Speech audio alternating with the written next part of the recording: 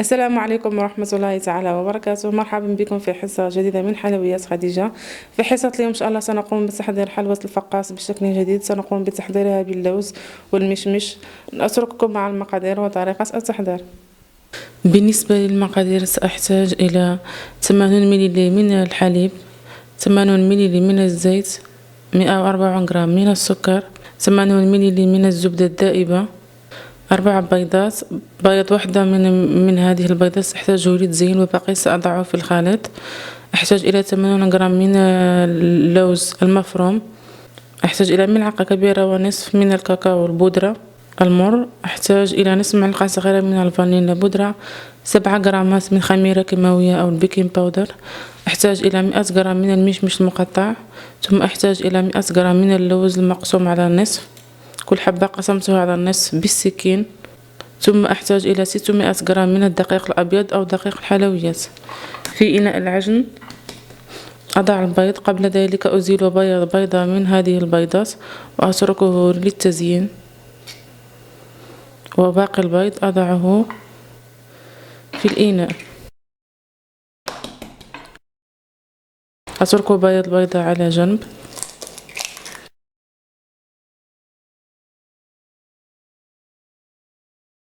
ثم أضيف 3 بيضات زائد صفار بيضة.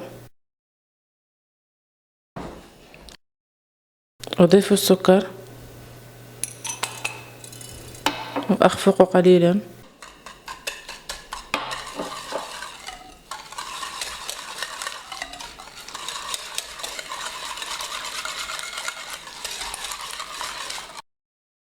ثم أضيف الحليب،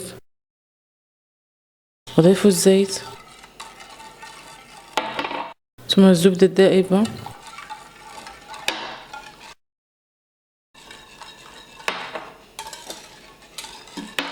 أضيف فانيلا بودرة،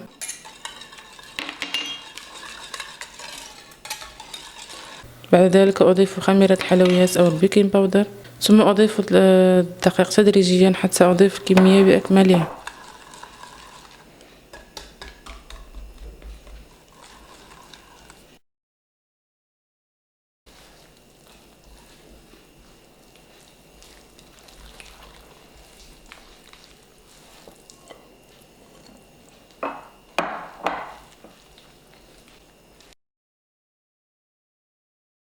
بعد أن ضفت كمية الدقيق بأكملها حصلت على عجين كما تلاحظون، عجين رخو. أحاول قسم العجين على النصف، أزيل جزء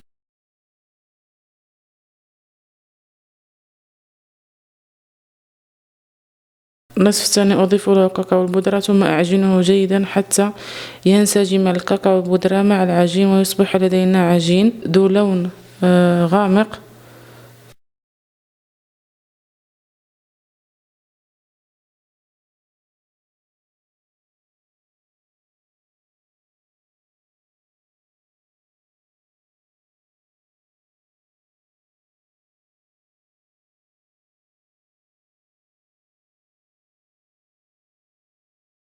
بعد عجن العجين مع الكاكاو قسمت العجين بالشوكولاتة على النصف، ثم العجين البيضاء على النصف. رششت قليل من الدقيق على الطاولة كي لا تلتصق العجين مع الطاولة.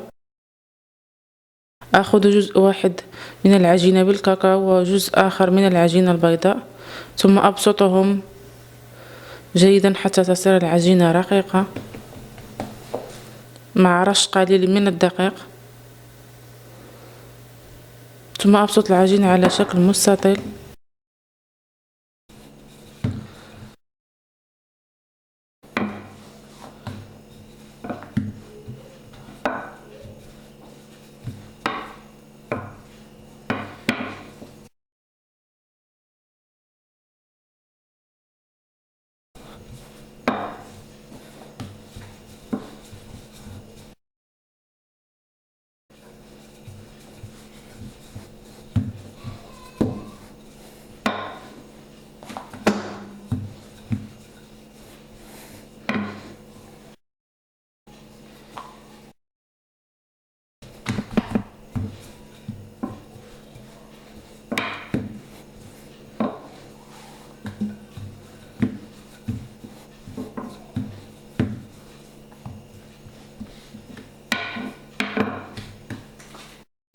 بعد بسط العجينتين أخذ الآن عجينة الشوكولاتة ثم أدهنها بالبياض البيض الذي تركته في الأول. أدهن قليلا بالفرشاة ثم أرش قليل من اللوز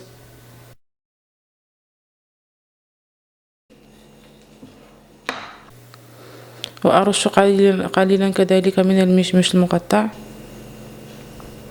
المشمش الجاف. ثم أضع العجينة البيضاء فوق الكل،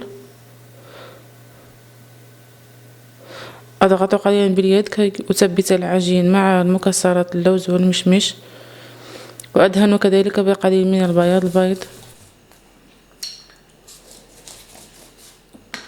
ثم أضع طبقة ثانية من اللوز ثم المشمش،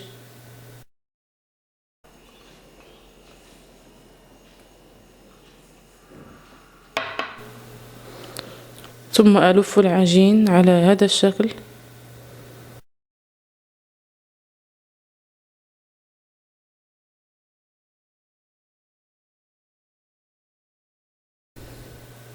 ألف العجين حتى أحصل على رول، أدهنه بقليل من بياض البيض ثم أرشه باللوز المجروش، وأمرر العجين أو الرول في هذا اللوز المجروش، أدهنه ببياض البيض من الجهة الثانية وكذلك أرشها باللوز المجروش.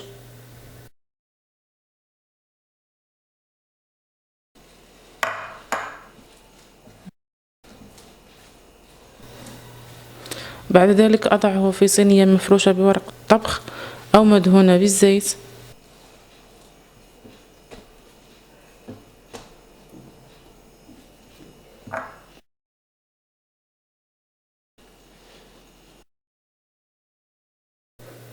بعد ذلك أدخل الرولات إلى الفرن. أضع صينية الفرن في الطبقة العلوية من الفرن. أشعل الفرن فقط من الأسفل على 180 درجة. أترك الرولات يطهو في الفرن. بعد أن أخرجت العجين من الفرن أتركها حتى تبرد جيدا، أتركها ليلة كاملة. عندما أريد تقطيعه أدخله إلى الثلاجة وأتركه لمدة ساعة حتى يبرد جيدا. بعد ذلك نقطعه بسكين حادة. بعد أن بردت الحلوى داخل الثلاجة جيدا أمر الآن إلى مرحلة التقطيع. أحتاج إلى سكين تكون حادة. أنا هنا اخترت هذا السكين. هذا السكين اسمه القاطع، يباع عند المكتبات.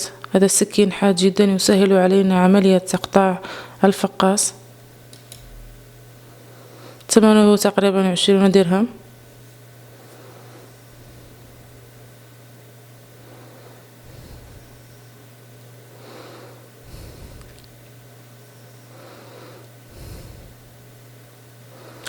أقسم الرول على النصف لكي يسهل علي تقطيع الحلوى.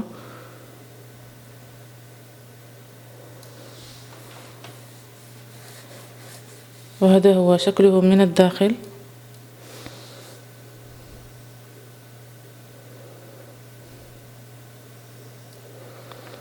ثم أكمل تقطيع الحلوى على هذا الشكل، أقطعه على شكل شرائح.